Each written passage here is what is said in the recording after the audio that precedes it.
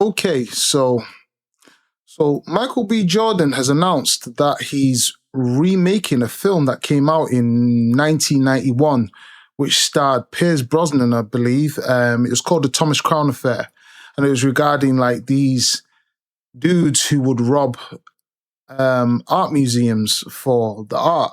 You know, never seen it. I'm not even going to try and portray like I've watched it and know all of this stuff about it.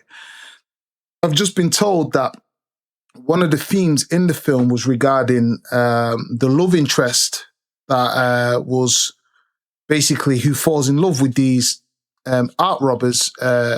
Just turns out to be a woman who's a detective trying to catch the art robber, but then she falls in love with this art robber, something along those lines. And Michael B. Jordan has now decided to redo the movie starring himself. He's directed it and acted in it. You know, he's doing his whole director thing now.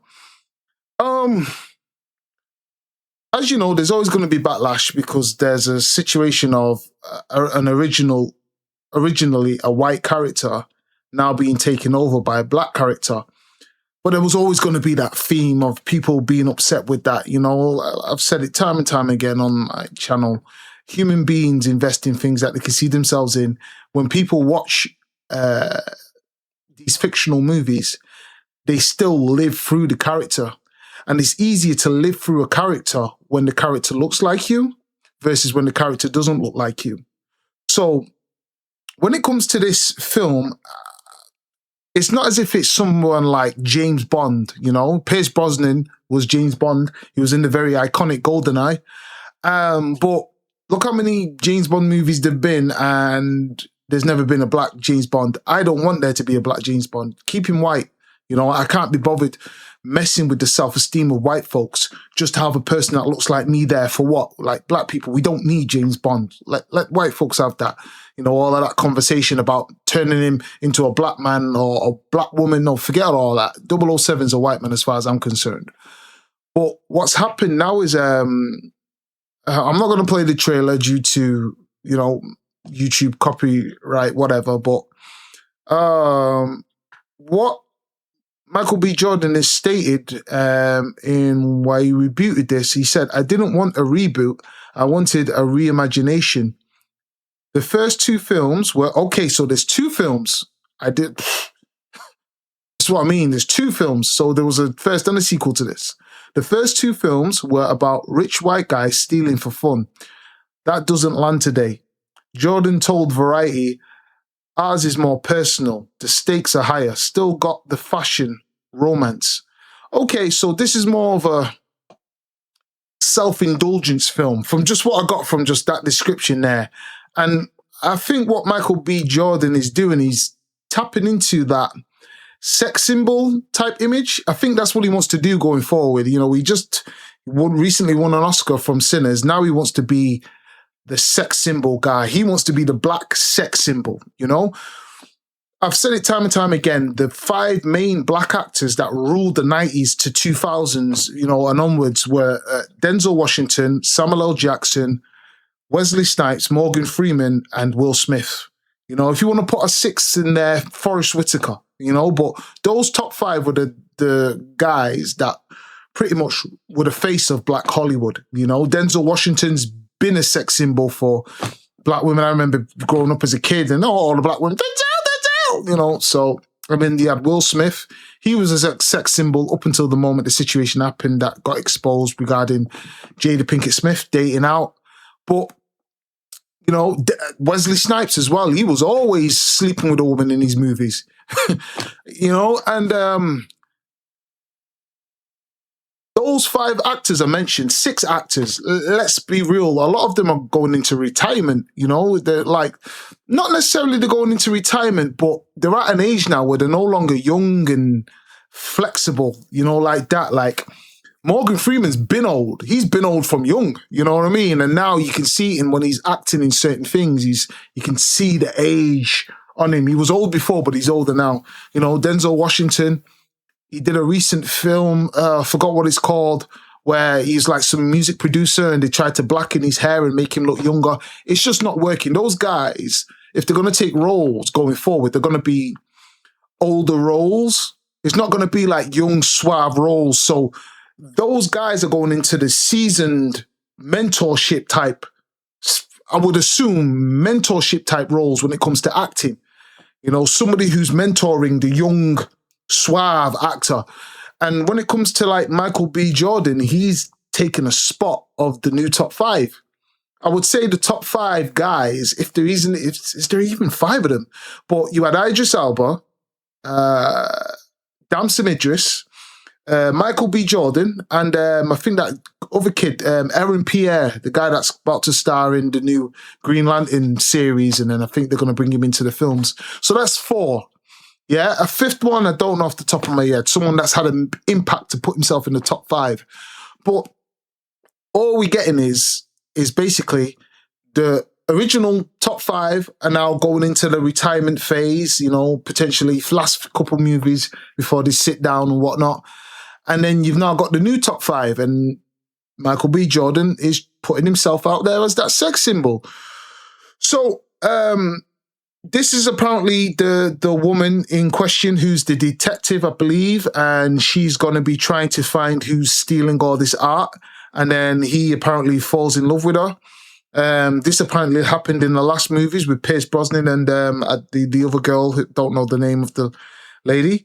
But he's just basically wanting to be, listen, I'm the black sex symbol of Hollywood. I'm going to do roles where women are gooning off me. Smart. Put you in that position where you're not necessarily typecasting yourself, but you know, I've grown up and I've seen a load of white actors be the sex symbol. Brad Pitt, Tom Cruise, you know, they've all like you know, these guys that have been, you know, what's he called? Is it Patrick Swayze? I think Patrick Swayze. There's been people out there, even guys that weren't trying to be sex symbols, became sex symbols, like Russell Crowe out of Gladiator. You know, it's they've had a load of Caucasian dudes be that heartthrob for girls, you know, in all them rom-coms. There's a slot for a black dude, you know. There's a slot for him to do what he's doing, you know.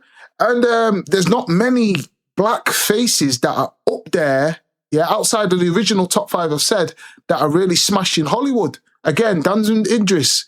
People still don't really know him. You know, he was in Snowfall. If you didn't watch Snowfall, you don't really know who he is. You know, I understand he was dating that girl, Lori Harvey, but outside of that, he's not. But he's there. He's classed as a person. Like, people wanted him to be the Black Panther, the new Black Panther, and he didn't get it.